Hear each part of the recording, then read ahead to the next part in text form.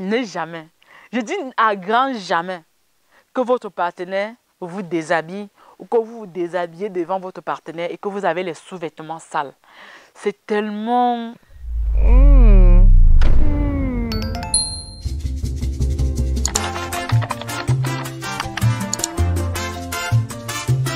Bonjour et bienvenue sur cette chaîne YouTube Jardin Intime de Femmes.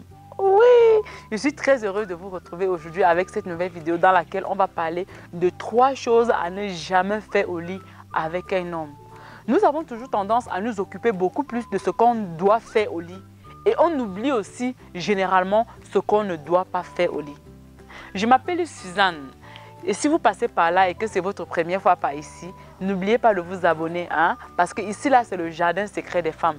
C'est chez YouTube là sur laquelle nous parlons des choses qui concernent les sujets tabous et qui doivent aider les femmes. Donc je ne sais pas comment je vais expliquer mieux parce que sur cette chaîne YouTube nous partageons aussi les recettes, tout ce qui concerne la fleur de la femme et l'intimité, ok? Parce qu'on ne nous apprend pas ça à l'école. Il est donc important toujours qu'on prenne des leçons à propos. Nous menons les enquêtes pour vous, nous faisons les recherches pour vous. N'oubliez pas que souvent je vois dans les commentaires, vous dites que oui, Suzanne, ça marche pour Christian. Christian, c'est mon mari pour ceux qui ne savent pas, mais ça ne marche pas peut-être pour mon mari. Ne faites pas cette erreur-là. Ne pensez pas que tout ce que je partage, c'est parce que ça marche pour moi. Ce que je partage, c'est parce que ça marche à 95%. Ça peut ne pas marcher chez certaines personnes, comme dans certains cas, ça peut ne pas marcher chez moi. Mais ce sont des choses qui marchent et que vous avez intérêt à le savoir afin de prendre le contrôle. Ok? Donc voilà, aujourd'hui, nous allons commencer par le premier point. Vous n'allez jamais, je dis à grand jamais, toucher la partie intime de votre partenaire ou bien vous le laissez toucher votre partie intime à sec. C'est quelque chose qui ne doit jamais se faire dans une relation sexuelle, dans une relation intime. Vous n'allez jamais permettre. C'est-à-dire quoi? Les femmes qui sont honnêtes, dites-le dans les commentaires. Qu'est-ce que vous ressentez quand votre partenaire, au moment de s'engager à la pénétration, vous n'avez pas encore mouillé et le bijou de famille est tout sec, il s'engage. Vous sentez la sensation comment? N'est-ce pas désagréable? Plusieurs femmes ont témoigné que c'était désagréable. J'aimerais vraiment expérimenter ça pour voir vraiment à quel point c'est désagréable. Mais vous devez le savoir, vous devez noter quelque part. Même pour ceux qui ne sont pas en couple, et que vous pourriez être en couple demain, ne faites pas l'erreur que c'est-à-dire, certaines femmes sont timides. Votre partenaire s'engage à sec, vous restez tranquille. Il utilise par exemple ses doigts pour vous toucher, pour vous doigter à sec. C'est tellement désagréable. Souvent même au niveau du mamelon, pour certaines femmes qui ont la chance d'avoir une forte stimulation au niveau du mamelon. Généralement, les femmes qui ont déjà eu à faire des opérations mammaires ou les réductions mammaires, après ces 99%, elles n'ont plus de sensation au niveau de leur mamelon.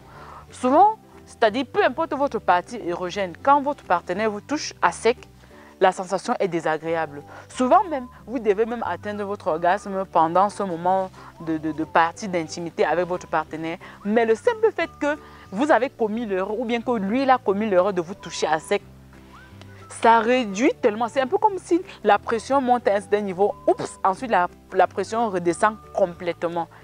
Ça fait un peu cet effet-là. Que ce soit vice-versa. Si vous voulez par exemple toucher les parties érogènes de votre partenaire, rassurez-vous que ce soit mouillé, que ça glisse. Vous allez me demander, Suzanne, comment alors lubrifier tout ça? N'oubliez pas que le premier élément, certaines femmes vont dire non, il utilise la salive et tout ça et tout ça. N'oubliez pas que la salive, c'est le premier élément indispensable pour la lubrification de vos parties intimes. Parce que la salive est pure.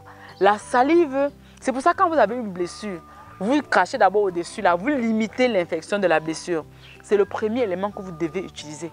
Et si pendant que vous passez à l'acte, vous sentez que vous avez la gorge sèche, c'est pour ça que je demande toujours de boire de l'eau avant de passer à l'acte et voire même pendant que vous êtes en train de passer à l'intimité avec votre mari, vous devez avoir la bouche hydratée. Parce qu'à un moment ou à une autre, vous pouvez avoir besoin de prendre un peu de salive, soit de lui stimuler une partie du corps. Et ça va être également vice-versa, ok? Je crois que c'est un sujet qu'on va vraiment revenir là-dessus. Uniquement, en fait, moi, en ce qui me concerne, je pense que c'est uniquement les lubrifiants naturels 100% qui sont recommandés dans une relation d'intimité. Parce que tout ce qui est lubrifiant de pharmacie, là, je trouve que tout ça, à la longue, ça peut vous assécher, ça peut causer des problèmes de démangeaison, de ci, par là. Ça peut même créer, comment on appelle ça, la frigidité chez certaines femmes. Raison pour laquelle opter pour les lubrifiants naturels comme l'huile de noix de coco, comme l'huile d'olive, les produits que nous commercialisons par exemple sur notre chaîne YouTube Jardin du Bien-être sont vraiment adéquats parce qu'en même temps, elles stimulent le plaisir chez la femme qui est en train de perdre cette libido-là, ok? Ça, c'était le premier élément. Pour ce qui est du deuxième élément à ne jamais faire dans votre lit conjugal, c'est de passer à l'acte sans embrasser votre partenaire. C'est inadmissible. Vous avez vu, j'ai fait cette vidéo sans mettre du rouge à lèvres. C'est pour vous dire qu'on peut, c'est-à-dire, ce n'est pas quelque chose d'indispensable où il faut toujours que vous ayez le rouge à lèvres. Mais c'est comment, hein? C'est comment? Vous n'allez pas commettre cette erreur-là. Vous devez être à mesure de toujours embrasser votre partenaire. Vous allez l'embrasser avant même les préliminaires. Même quand vous n'êtes pas en train de passer à l'acte avec votre partenaire, vous devez l'embrasser pendant les préliminaires, pendant l'acte. Parce qu'au niveau des lèvres, là, comment on appelle ça, les terminaisons, c'est-à-dire nous avons comment on les appelle ça, les stimulateurs de volupté. C'est-à-dire, vous pouvez ne pas avoir vraiment envie de passer à l'acte avec votre partenaire. Soit vous avez eu une dure journée, soit vous avez le stress avec les enfants, soit vous avez le stress au boulot et tout et tout. Il suffit que vous preniez un moment d'intimité, un moment de passion pour embrasser passionnément votre partenaire et directement vous commencez à avoir envie de continuer. Vous voyez un peu le genre. Par contre, chez certaines femmes, juste le fait de ne pas savoir cela, soit elles sont frustrées, elles l'ouvrent juste pour faire plaisir à son partenaire, comme c'est généralement le cas chez certaines femmes.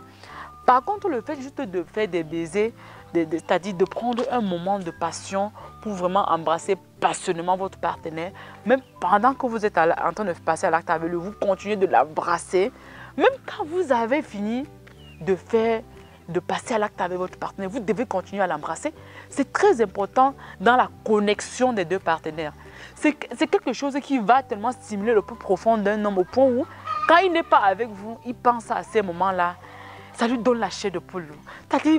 C'est un peu comme si c'est-à-dire il vous a dans sa peau en quelque sorte. Donc, il vous a dans sa peau. Et partout il voit une belle femme, il pense aux choses que vous lui faites là.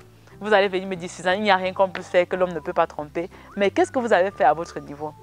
Embrassez toujours votre partenaire pendant, même pas quand vous ne passez pas à l'acte. C'est un élément important.